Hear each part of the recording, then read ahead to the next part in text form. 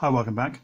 Here is a Dell Wyse terminal, and these are meant as thin clients, so it can run various things. It's got a couple of display ports, so you can run 2 monitors, 4 USB, Ethernet, has power, has conventional 19-volt laptop style power, and a couple more USB and audio on the front. A really nice compact bit of kit for super cheap. I think it was about 15 quid. There's no storage on there, and that's kind of an issue. We'll come on to that, but it's actually a pretty nice bit of kit. Look inside. I'm taking the screws out, and that cover as well. That was actually screwed in, but hey. So you can see here, it's sold with no storage, but it does have 8 gig of memory, so that's really quite cool. So it's DDR3. I think it's an Atom processor. I'm not entirely sure. There's a port here for wireless, and there's a couple of little blobs there that you can punch out to put aerials on it. So I'm not going to bother with that.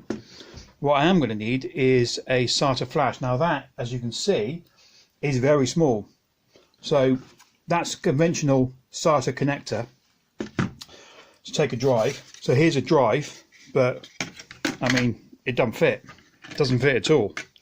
Now that's annoying, but it's not the end of the world. So if we take a look at this pretty standard Kingston, I think it's a 128 gig or 120 gig Kingston drive.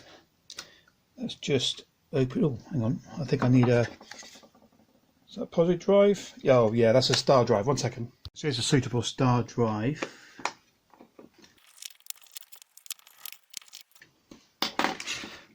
Right, now there we go. So, as per most SATA drives, most SSDs, I should say, they're usually much smaller than you think they are. So you open it up and it's mostly space. So you can see here, I mean, you know, half of it is space. So, is it possible to put that in there? Well, I happen to know that it is. Is it ideal? Not really. But it does work. So if we look at that there, you can actually plug it in. Now it's on the piss a bit, but funnily enough, getting hold of a incorrect official SATA SSD for this, you can get them, but they're really expensive, and they're generally like 32 or even 64 gig only, and they're mega expensive. So I have a bit of a bodge, but it should work. So I have some fabric tape here, which I think will be all we need. It's quite sticky, but it should be alright. So the main thing is that edge there.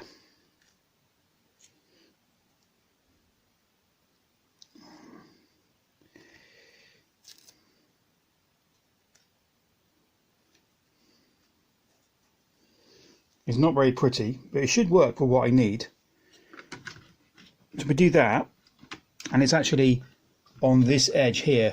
There's no other electrical contact that it's touching. So yeah, it's not great, but if you look at that, it's actually quite solid, even though it's not actually screwed in anywhere. I mean, the idea of a RAM installation with an interference fit, it's not great, but it works all right. And if we take that and sort of jiggle it about, it's, you know, there's nothing rattling.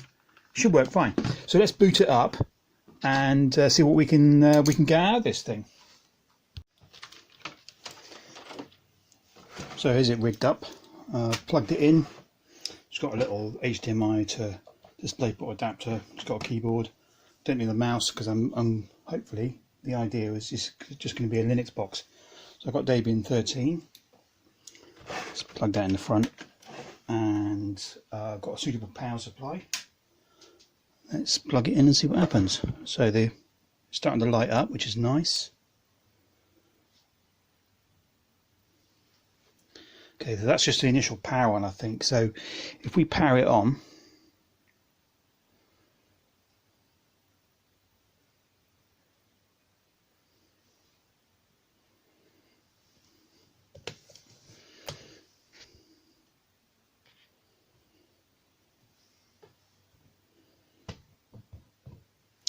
right, so that's good. Now,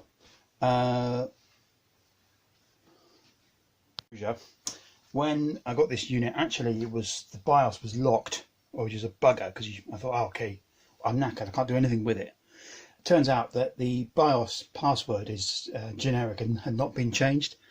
So I'm not going to post that here, but if you look for the default BIOS password for these Wyse units, you will find it. It's not hidden. So we'll do the graphical install, but we're going to install this without X Windows. And in theory, this will be a blinding bit of kit, because it'll be it's got 8 gig of memory, fast processor, relatively fast processor, relatively decent graphics. It should be good. I mean, yeah, why not?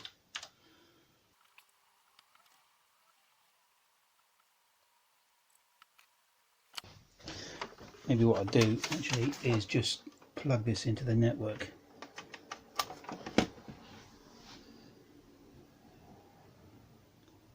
In theory, that will grab something. There we go.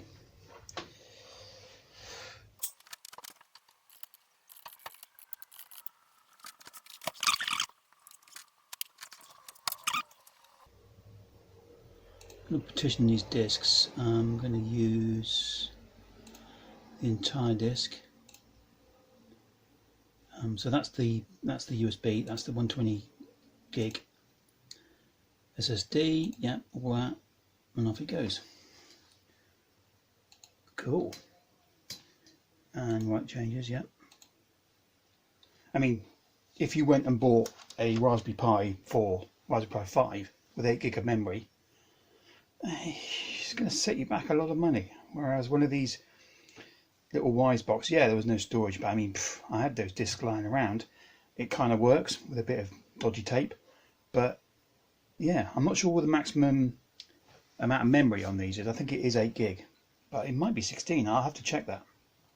Even so, 8 gig of memory, and yeah, the power is extraordinary. It's not that much bigger than a Raspberry Pi when you consider you put a Raspberry Pi in a case with a 128 gig or 120 gig SSD. You know, that's starting to go quite large.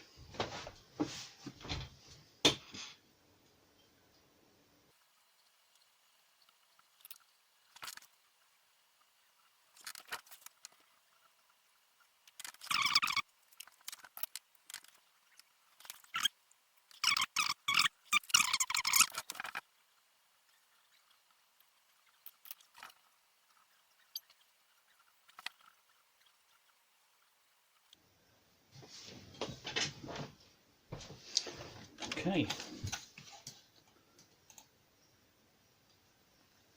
almost there. I'm not sure with these, there are any BIOS post screens. I'm not sure, but we'll see. Very nice, very nice. So let's have we've been assigned an IP address, which is good. That's great. It's exactly what I need. That's really nice. Okay, so that's one of a few of these that I've got. So the idea ultimately is to have a whole load of these in a row. This is node 1. There's probably going to be there's at least 3, possibly 4 nodes, and the idea is at some point I want a cluster. So obviously each node only has 8 gig of memory, but that's not bad. That's good enough to do some clustering. If I can get it to 16, I think I can. Obviously, potentially, that's a cluster with a decent amount of memory.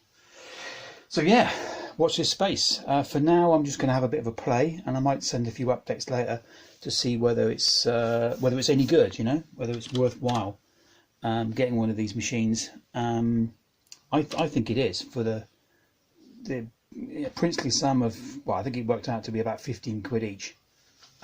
Is ridiculously cheap. I've actually got 6. I don't think I need 6. That's a bit over the top. But what I'm thinking is maybe that can be a spare, and we have a network switch up there somewhere. So that could be. I'm gonna have to move it up a little bit for airflow, but that could be that way for a control node, and then 4 nodes in a cluster. And you've seen this one before. That's my solid state unit. So yeah, switch up there, all this network together. I think that could be quite a nice little cluster. I've got enough 128 gig or 120 gig SSDs. They've all got 8 gig of memory, so that'd be good enough to start at least. And you know, that's a decent amount of memory in a cluster. If I can get to 16, that's starting to get a seriously good cluster. Obviously the processor is not amazing. It's running, I should have mentioned that actually, it's actually a sticker on one of these.